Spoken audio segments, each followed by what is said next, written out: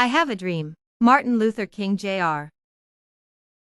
I am happy to join with you today in what will go down in history as the greatest demonstration for freedom in the history of our nation. 50 years ago, a great American, in whose symbolic shadow we stand today, signed the Emancipation Proclamation. This momentous decree came as a great beacon light of hope to millions of Negro slaves who had been seared in the flames of withering injustice. It came as a joyous daybreak to end the long night of their captivity. But 100 years later, the Negro still is not free. 100 years later, the life of the Negro is still sadly crippled by the manacles of segregation and the chains of discrimination. 100 years later, the Negro lives on a lonely island of poverty in the midst of a vast ocean of material prosperity. 100 years later, the Negro is still languishing in the corners of American society and finds himself an exile in his own land. So we have come here today to dramatize a shameful condition. In a sense, we have come to our nation's capital to cash a check.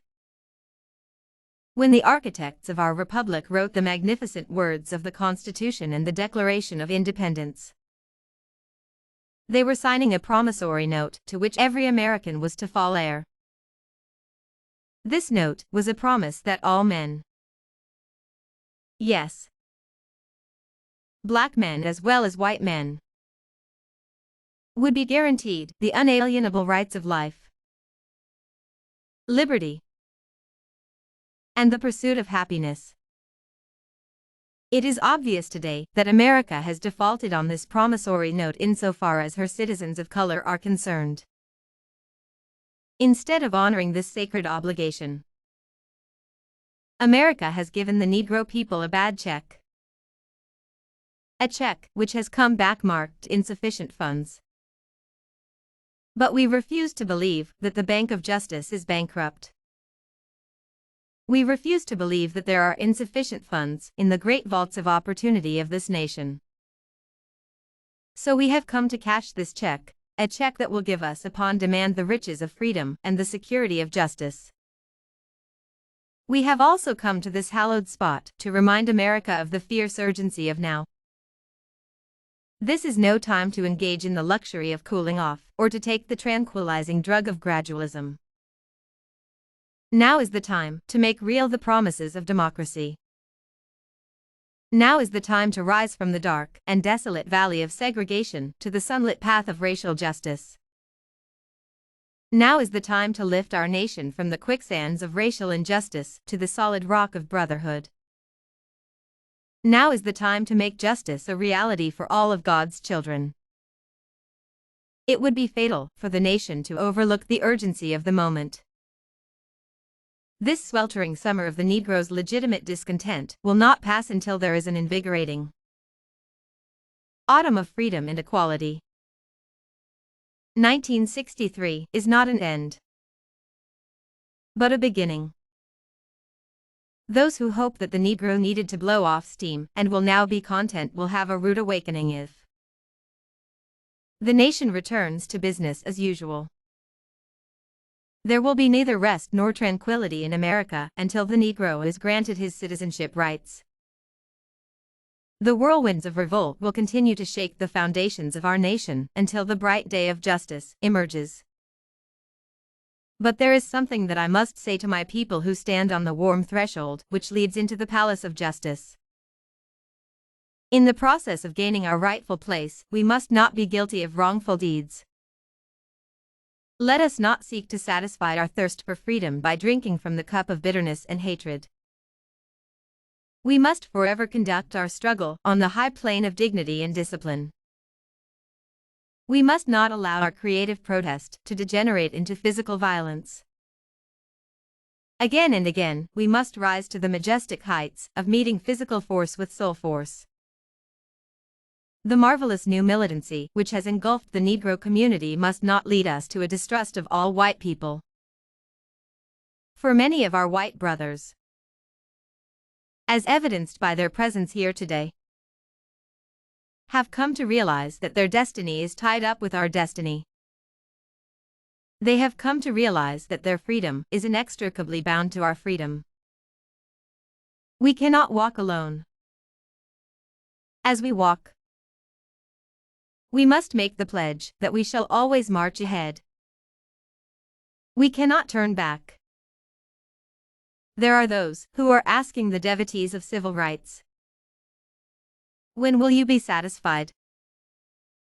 We can never be satisfied as long as the Negro is the victim of the unspeakable horrors of police brutality. We can never be satisfied as long as our bodies, heavy with the fatigue of travel, cannot gain lodging in the motels of the highways and the hotels of the cities. We cannot be satisfied as long as the Negro's basic mobility is from a smaller ghetto to a larger one. We can never be satisfied as long as our children are stripped of their selfhood and robbed of their dignity by signs stating "for whites only." We cannot be satisfied as long as a Negro in Mississippi cannot vote and a Negro in New York believes he has nothing for which to vote. No. No. We are not satisfied. And we will not be satisfied until justice rolls down like waters and righteousness like a mighty stream. I am not unmindful that some of you have come here out of great trials and tribulations. Some of you have come fresh from narrow jail cells. Some of you have come from areas where your quest for freedom left you battered by the storms of persecution and staggered by the winds of police brutality. You have been the veterans of creative suffering. Continue to work with the faith that unearned suffering is redemptive. Go back to Mississippi. Go back to Alabama. Go back to South Carolina.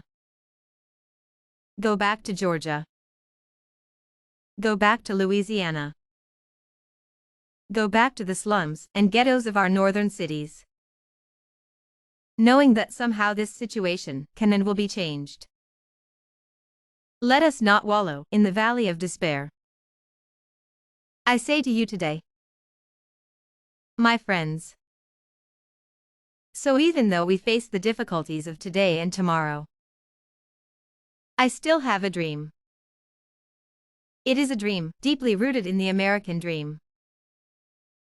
I have a dream that one day this nation will rise up and live out the true meaning of its creed. We hold these truths to be self-evident, that all men are created equal. I have a dream that one day, on the red hills of Georgia, the sons of former slaves and the sons of former slave owners will be able to sit down together at the table of brotherhood. I have a dream that one day even the state of Mississippi, a state sweltering with the heat of injustice, sweltering with the heat of oppression, will be transformed into an oasis of freedom and justice. I have a dream that my 4 little children will one day live in a nation where they will not be judged by the color of their skin, but by the content of their character. I have a dream today. I have a dream that one day, down in Alabama, with its vicious racists, with its governor having his lips dripping with the words of interposition and nullification, one day right there in Alabama, little black boys and black girls will be able to join hands with little white boys and white girls as sisters and brothers. I have a dream today. I have a dream that one day every valley shall be exalted. Every hill and mountain shall be made low. The rough places will be made plain, and the crooked places will be made straight, and the glory of the Lord shall be revealed, and all flesh shall see it together. This is our hope. This is the faith that I go back to the South with. With this faith, we will be able to hew out of the mountain of despair a stone of hope. With this faith, we will be able to transform the jangling discords of our nation into a beautiful symphony of brotherhood.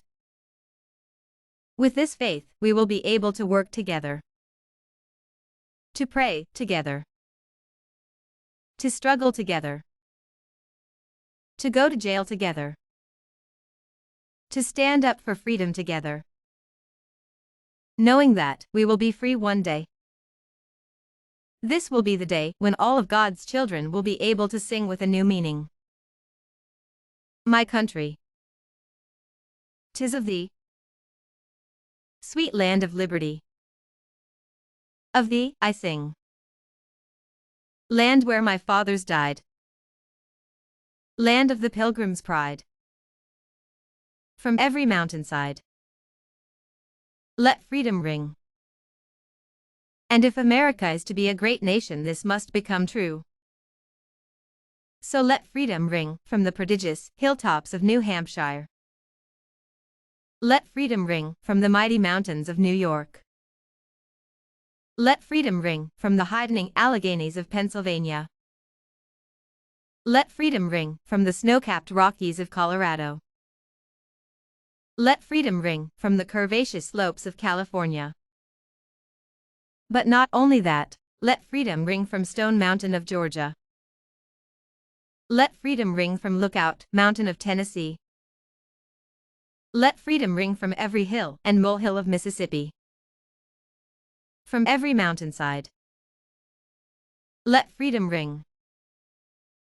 And when this happens, when we allow freedom to ring, when we let it ring from every village and every hamlet, from every state and every city, we will be able to speed up that day when all of God's children, black men and white men, Jews and Gentiles, Protestants and Catholics, will be able to join hands and sing in the words of the old Negro spiritual.